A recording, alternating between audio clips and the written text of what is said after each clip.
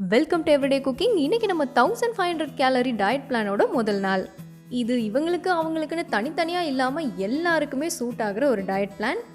ஏன்னா இங்கே நம்ம ஃபாலோ பண்ண போகிறது எல்லாமே நம்ம டெய்லி சாப்பிடக்கூடிய உணவுகள் தான். ஒரு நாளைக்கு நம்ம ஒரு குத்து மதிப்பாக 1500 கேலரியை கால்குலேட் பண்ணி சாப்பிட போகிறோம். என்னடா சாப்பிட்றது கால்குலேட் பண்ணி சாப்பிட சொல்கிறாங்களே அப்படின்னு நினைக்காதீங்க. ஒரு மாதத்துக்கு நீங்கள் இதை ப்ராக்டிஸில் வச்சுக்கிட்டீங்க அப்படின்னா அதுக்கப்புறம் நீங்கள் என்ன சாப்பிட்றீங்க அப்படிங்கிறது உங்களுக்கே தெரியும். நீங்கள் சாப்பிட்ற உணவில் இருக்கிற கேலரிஸ், அதில் இருக்கிற நியூட்ரியன்ஸ் எல்லாமே உங்களுக்கு தெரிஞ்சிடும். ஒரு மாதத்தில் அது பழக்கத்துக்கு வந்துடும். இப்படி சாப்பிட்றதோடு சேர்த்து நீங்கள் ஒன்று கூட பண்ணணும்.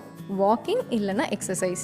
ஒரு அரை மணி நேரத்துலேருந்து 3/4 மணி நேரம் வரைக்கும் ஏதாவது ஒரு ஆக்டிவிட்டி நீங்கள் பண்ணணும். ஒன்று நீங்கள் ரன்னிங் பண்ணலாம், வாக்கிங் பண்ணலாம், யோகா பண்ணலாம், இல்லை ஜிம்முக்கு போவீங்கன்னா அது கூட நீங்கள் போயிட்டு வரலாம். நீங்கள் பண்ணுற ஆக்டிவிட்டிக்கு தகுந்த மாதிரி அதிகமான வெயிட்டை உங்களால் கம்மி பண்ண முடியும். இப்போ நம்மளோட முதல் நாள் பிரேக்ஃபாஸ்ட்டுக்கு போயிடலாம். இன்றைக்கி நம்ம காலையில் சாப்பிட போகிறது 1 கப் உப்மாவும் ஒரு சின்ன வாழைப்பழமும். இது கேரளா வாழைப்பழம். மொத்தமாக 453 கேலரி. இது அப்ராக்சிமேட்டாக தான். எந்த ஒரு உணவையுமே நம்ம எக்ஸாக்டாக அளந்து செய்ய முடியாது. அதனால் கேலரிஸ் கொஞ்சம் முன்ன பின்ன இருக்கலாம். இப்போ நம்ம இந்த டயட் உப்மா எப்படி செய்கிறதுன்னு பார்க்கலாம். ஒரு 1/2 கப் அளவுக்கு ரவை எடுத்துக்கோங்க. இதை கொஞ்சம் வறுத்துக்கலாம். இது கொஞ்சம் மணல் மாதிரி வரணும். ஒரு 3-4 நிமிஷம் அதை நல்லா வறுத்துக்கோங்க. கொஞ்சம் மீடியம் ஃப்ளேம்லேயே வச்சு வருங்க, தீச்சிடாதீங்க. இதோ ரவை வறுபட்டுருச்சு, இதை எடுத்து வச்சுக்கலாம். இப்போது அதே பாத்திரத்தில் ஒரு ஸ்பூன் அளவுக்கு எண்ணெய் விட்டுக்கலாம். இதில் 1/2 டீஸ்பூன் கடுகு, 1/2 டீஸ்பூன் உளுத்தம் பருப்பு. கடுகு வெடிக்கட்டும், உளுந்து நல்லா கலர் மாறட்டும். கடுகு வெடித்ததும் கொஞ்சமாக நறுக்கின வெங்காயம் சேர்த்துக்கலாம். இது ஒரு 1/4 வெங்காயம் அவ்வளோதான். இதோட கொஞ்சமாக சின்ன துண்டு இஞ்சி நல்லா நறுக்குனது, ஒரு கை கருவேப்பிலை, ஒரு பச்சை மிளகாய் நறுக்குனது. இது எல்லாத்தையும் இப்போ நல்லா வதக்கிக்கோங்க. வெங்காயம் நல்லா வதங்கினதும் 1 கப் தண்ணி சேர்த்துக்கோங்க. உங்களுக்கு உப்புமா கொஞ்சம் உதிரியாக வரணும் அப்படின்னா 1 பங்கு ரவை அப்படின்னா 2 பங்கு தண்ணி ஊற்றினா போதும். இல்லை இன்னும் கொஞ்சம் நல்லா சாஃப்டாக வரணும் அப்படின்னா எக்ஸ்ட்ரா தண்ணி ஊற்றிக்கோங்க. இங்கே நான் உப்பு சேர்த்து கலந்து விட்டுட்டேன். இப்போ தண்ணி கொதிக்க ஆரம்பித்ததும் அப்படியே இதை சிம்மில் வச்சுட்டு ரவையை சேர்த்துடலாம். இப்போ இந்த கைவிடாமல் கிளறிட்டே வாங்க. ரவை கொஞ்சம் சீக்கிரமாகவே தண்ணியெல்லாம் இழுத்துரும், அதனால் கைவிடாமல் கிளறுங்க. இதோ எல்லா தண்ணியும் ரவை இழுத்துருச்சு. இப்போ மூடி போட்டு அப்படியே லோ ஃப்ளேம்லேயே இதை கொஞ்சம் நேரம் வேக விடலாம். ஒரு 5 நிமிஷம் வரைக்கும் கூட நீங்கள் இதை குக் பண்ணலாம். நடுவே நீங்கள் மூடியை எடுத்துட்டு கிளறி விட்டுட்டே வரணும். நீங்கள் இதை எவ்வளோ நேரம் அடுப்பில் வைக்கிறீங்களோ அவ்வளோ தூரம் இந்த உதிரியாக வரும். ஸோ இதோ நம்மளோட ரவை உப்புமா ரெடி. நமக்கு தேவை இதில் 1 பவுல். இதோட நம்ம ஒரு சின்ன கேரளா வாழைப்பழமும் சேர்த்துக்க போகிறோம். ஸோ நம்மளோட காலையில் டிஃபன் முடிஞ்சது. இந்த டிஃபனில் என்னென்ன நியூட்ரியன்ஸ் இருக்குது அப்படிங்கிறத பார்த்துடலாம். 1 பவுல் உப்புமாவில் 10 கிராம் ப்ரோட்டீன் இருக்குது, அதாவது புரதச்சத்து. 15 கிராம் ஃபேட் இருக்குது, 57 கிராம் கார்போஹைட்ரேட் இருக்குது, 6 கிராம் ஃபைபர் இருக்குது. அதே மாதிரி நீங்கள் சாப்பிட்ட அந்த வாழைப்பழத்தில் 0.6 கிராம் ப்ரோட்டீனும், 0.1 கிராம் ஃபேட்டும், 13 கிராம் கார்போஹைட்ரேட்டும், 0.8 கிராம் ஃபைபரும் இருக்குது. அடுத்ததாக ஒரு 11 மணி போல் நீங்கள் ஏதாவது ஸ்நாக் எடுத்துக்கலாம். இங்கே நம்மளோட மார்னிங் ஸ்நாக் 37 கேலரி. இன்றைக்கி காலையில் ஸ்நாக்ஸுக்கு நம்ம 5 ஊற வச்ச பாதாம் சாப்பிட போகிறோம். இந்த பாதாம்லாம் நான் நைட்டே ஊற வச்சுட்டேன். இப்போ தோலெல்லாம் உரிச்சிட்டு சாப்பிட்றலாம். இதுக்கும் மேலே உங்களுக்கு ரொம்ப பசிச்சுது அப்படின்னா நீங்கள் ஒரு வெள்ளரிக்காய் சாப்பிட்லாம். இல்லையா க்ரீன் டீ இருந்தால் க்ரீன் டீ குடிங்க. அது 0 கேலரி. நீங்கள் எவ்வளோ க்ரீன் டீ வேணாலும் குடிக்கலாம். இப்போ இந்த பாதாமில் எவ்வளோ நியூட்ரியன்ஸ் இருக்குது அப்படிங்கிறத பார்த்துட்டு லஞ்சுக்கு போயிடலாம். இதில் 1.3 கிராம் ப்ரோட்டீன் இருக்குது, 3 கிராம் ஃபேட் இருக்குது, 1.3 கிராம் கார்போஹைட்ரேட் இருக்குது, 0.8 கிராம் ஃபைபர் இருக்குது. இன்றைக்கி நம்ம மத்தியான சாப்பாட்டில் ஒரு 464 கேலரிஸ் இருக்குது. இன்றைக்கி நம்ம எண்ணெய் இல்லாத சப்பாத்தி, சாதம், சாம்பார், கேரட் பொரியல் செய்ய போகிறோம். இந்த கேலரி கவுண்ட் நீங்கள் எடுத்துக்கிற அளவு பொறுத்து கொஞ்சம் முன்ன பின்ன இருக்கலாம். இப்போ நம்மளோட டயட் சாம்பார் எப்படி செய்யறதுன்னு பார்க்கலாம். இது ரெகுலர் சாம்பார் தான், பட் எப்படி செய்யறதுன்னு பார்த்துட்டு செய்யுங்க. ஒரு 3/4 கப் துவரம் பருப்பு எடுத்துக்கோங்க. இதை தண்ணியில் நல்லா சுத்தம் பண்ணிக்கோங்க. சுத்தம் பண்ணிவிட்டு அப்படியே குக்கருக்கு மாற்றிடுங்க. இதில் ஒரு 3 கப் அளவுக்கு தண்ணி விட்டுக்கலாம். அப்படியே மூடி போட்டு ஒரு 3-4 விசில் விட்டுடுங்க. பருப்பு வெந்துருச்சு. இது ஒரு பக்கம் இருக்கட்டும். இப்போ ஒரு பாத்திரம் எடுத்துக்கோங்க. அதில் 1 டீஸ்பூன் அளவுக்கு எண்ணெய் விட்டுக்கோங்க. இதில் 1/2 டீஸ்பூன் கடுகு, 1/2 டீஸ்பூன் உளுந்து. கடுகு நல்லா வெடிக்கட்டும், உளுந்து கலர் மாறட்டும். கடுகு வெடித்ததும் ஒரு 1/2 டீஸ்பூன் சீரகம். இதோட ஒரு கை கருவேப்பிலையும் ஒரு பச்சை மிளகாயும் போட்டு கொஞ்சம் வதக்கிக்கோங்க. அடுத்ததாக சின்ன வெங்காயம் ஒரு 20லேருந்து 25 வரைக்கும் கூட நீங்கள் சேர்க்கலாம்.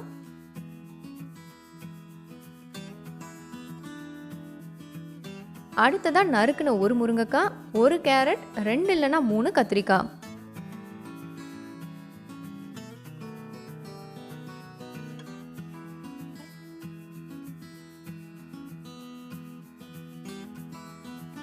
இதில் ஒரு 1/2 டீஸ்பூன் மஞ்சள் தூளும் 1/4 டீஸ்பூன் அளவுக்கு பெருங்காயத்தூளும் சேர்த்துக்கலாம். ஒரு நிமிஷம் இதை நல்லா வதக்கிட்டு தக்காளி சேருங்க. பெரிய தக்காளியாக இருந்தால் 1, சின்ன தக்காளியாக இருந்தால் 2. இப்போ இது எல்லாத்தையும் ஒரு 2-3 நிமிஷம் நல்லா வதக்கிக்கலாம்.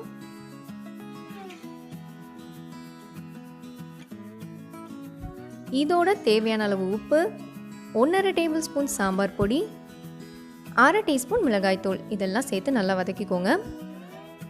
ஒரு 2 நிமிஷம் அதை நல்லா வதக்கிட்டு தண்ணி சேர்த்து வேக வைக்கலாம். காய் முங்குற அளவுக்கு தண்ணி விட்டுக்கோங்க.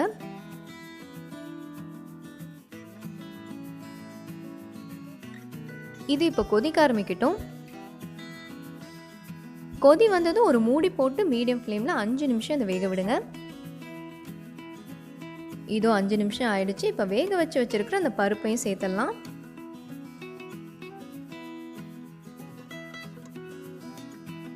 இதோட ஒரு கப் அளவுக்கு புளி தண்ணி சேர்க்க போகிறோம். புளி நான் ஒரு லெமன் சைஸ் புளியை ஆல்ரெடி 10 நிமிஷம் தண்ணியில் ஊற வச்சு கரைச்சி எடுத்திருக்கேன். அதை ஃபில்டர் பண்ணி சேர்த்தணும். எல்லாத்தையும் நல்லா கலந்து விடுங்க.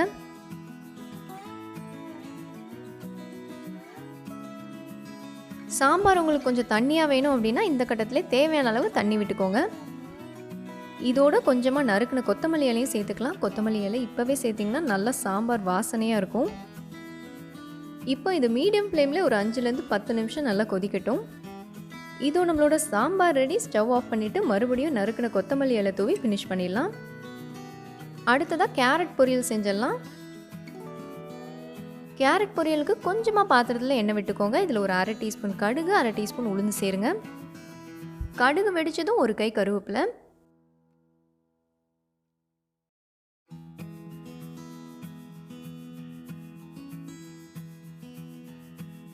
கருவேப்பிலை வதங்கினதும் ஒரு நறுக்குன பெரிய வெங்காயம் சேர்த்து கிளற ஆரம்பிங்க. வெங்காயம் நல்லா வதங்கணும், நல்லா கலர் மாதிரி வரணும். வெங்காயம் வதங்கிருச்சு. அடுத்ததாக கேரட் சேர்க்க போகிறோம். பெருசாக இருந்தால் 2 கேரட், மீடியம் சைஸாக இருந்தால் 3 கேரட். கேரட்டை நீங்கள் இந்த மாதிரி துருவவும் செய்யலாம், இல்லை நறுக்கிக்கவும் செய்யலாம். இதோட தேவையான அளவு உப்பு சேர்த்து வதக்க ஆரம்பிக்கலாம்.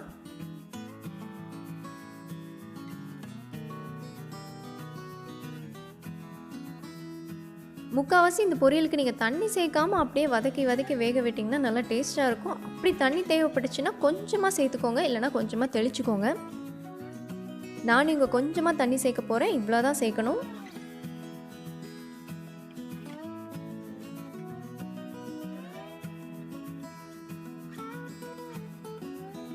இதை அப்படியே மூடி போட்டு இப்போ மீடியம் ஃப்ளேமில் கேரட் வேகிற வரைக்கும் வேக விடணும்.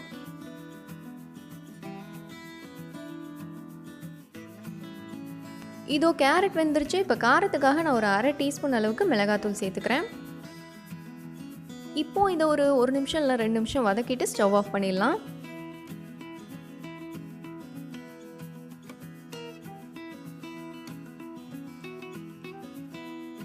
ஸோ இதோ நம்மளோட கேரட் பொரியல் ரெடி. அடுத்ததான் நம்ம சப்பாத்தி செய்ய போகிறோம். எண்ணெய் இல்லாத சப்பாத்தி. இங்கே நான் செய்கிறது எல்லாமே 2 பேருக்கு அளவாக செய்கிறேன். உங்கள் வீட்டில் எத்தனை பேர் இருக்கிறாங்களோ நீங்கள் அதுக்கு தகுந்த மாதிரி செஞ்சுக்கோங்க. இப்போ நம்ம சப்பாத்தி செய்ய போகலாம். உங்களுக்கு தேவையான அளவுக்கு கோதுமை மாவு எடுத்துக்கோங்க. அதில் தேவையான அளவு உப்பு சேர்த்துருங்க. தண்ணி கொஞ்சம் கொஞ்சமாக விட்டு பிசைய ஆரம்பிக்கலாம். சாஃப்டாக வரணும் அப்படிங்கிறதுக்காக எண்ணெயோ பாலோ சேர்த்துறாதீங்க. நீங்கள் அழுத்தி பிசைஞ்சாலே உங்களோட சப்பாத்தி நல்லா சாஃப்டாக வரும். எப்போயுமே ஆரம்பத்தில் கொஞ்சம் கெட்டியாக தான் இருக்கும். நீங்கள் அதுக்கப்புறம் அழுத்தி பிசையணும். உங்களால் அந்த ஸ்டேஜில் பிசைய முடியல அப்படின்னா ஊற வைங்க. ஊற வச்சிங்கன்னா கண்டிப்பாக மாவு நல்லா சாஃப்ட் ஆயிரும். அதுக்கப்புறம் நீங்கள் எடுத்து பிசைஞ்சிங்கன்னா ஈஸியாக இருக்கும். நான் இங்கே முதல்லையே மாவு நல்லா பிசைஞ்சிட்டேன். இருந்தாலும் ஒரு 10 நிமிஷம் இதை ஊற விட்டு எடுத்திருக்கேன். இந்த அளவுக்கு ஒரு உருண்டை எடுத்துக்கோங்க. உருட்டுறதுக்கு மாவை இந்த மாதிரி தூவிக்கோங்க. எண்ணெய் ஊற்ற வேண்டாம். சொல்லப்போனால் எண்ணெயை விட மாவை இந்த மாதிரி தூவி உருட்டினீங்கன்னா நல்லா ஒட்டாமல் வரும்.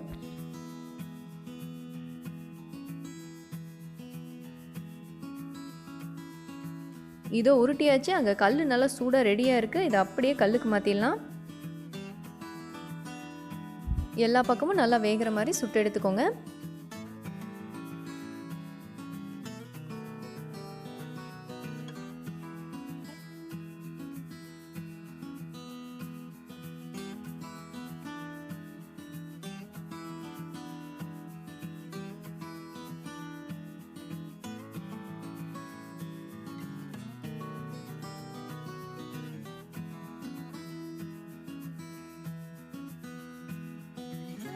ஸோ இதோ நம்மளோட எண்ணெய் இல்லாத சப்பாத்தி ரெடி. இப்போ பிளேட்டுக்கு மாற்றிடலாம். நம்மளோட லஞ்சுக்கு தேவை ஒரு சப்பாத்தி, 3/4 கப் சாதம்,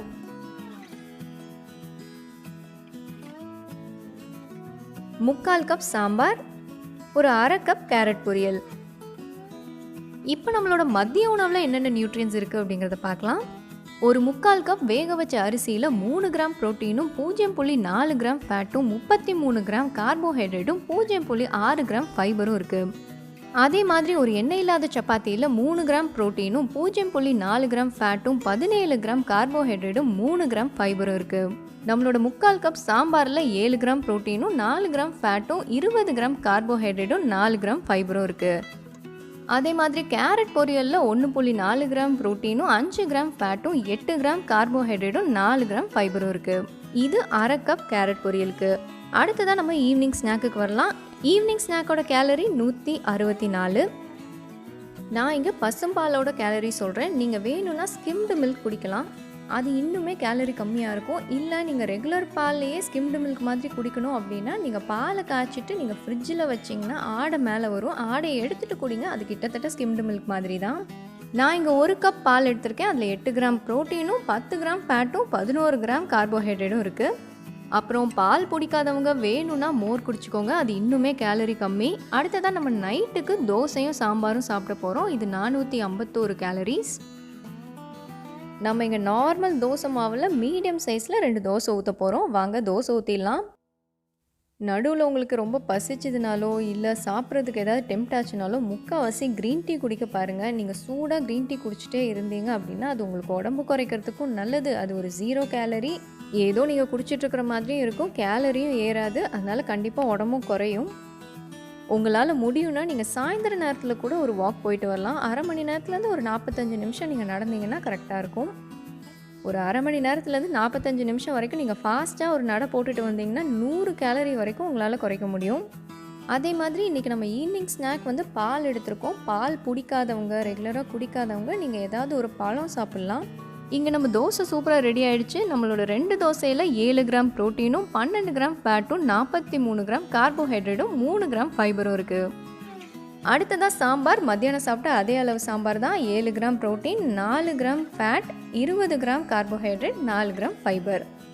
ஆக மொத்தத்தில் இன்றைக்கி நமக்கு 41 கிராம் ப்ரோட்டீனும் 50 கிராம் ஃபேட்டும் 203 கிராம் கார்போஹைட்ரேட்டும் 22 கிராம் ஃபைபரும் கிடச்சிருக்கு.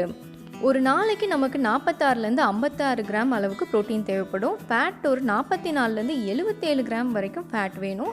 200 கிராம்லேருந்து 325 கிராம் வரைக்கும் கார்போஹைட்ரேட் வேணும். 20லேருந்து 30 கிராம் வரைக்கும் ஃபைபர் வேணும். ஸோ ஓரளவுக்கு இந்த நாளுக்கு தேவையான சத்துக்கள் எல்லாம் நம்மளுக்கு கிடச்சிருச்சு. இந்த டயட் நம்ம எல்லாருக்கும் ஒத்து வர மாதிரி ஒரு சிம்பிளான டயட் தான். கண்டிப்பாக ஃபாலோ பண்ணுங்கள். Day 2ல் சந்திக்கலாம். மறக்காமல் எங்கள் சேனலுக்கு சப்ஸ்கிரைப் பண்ணுங்கள்.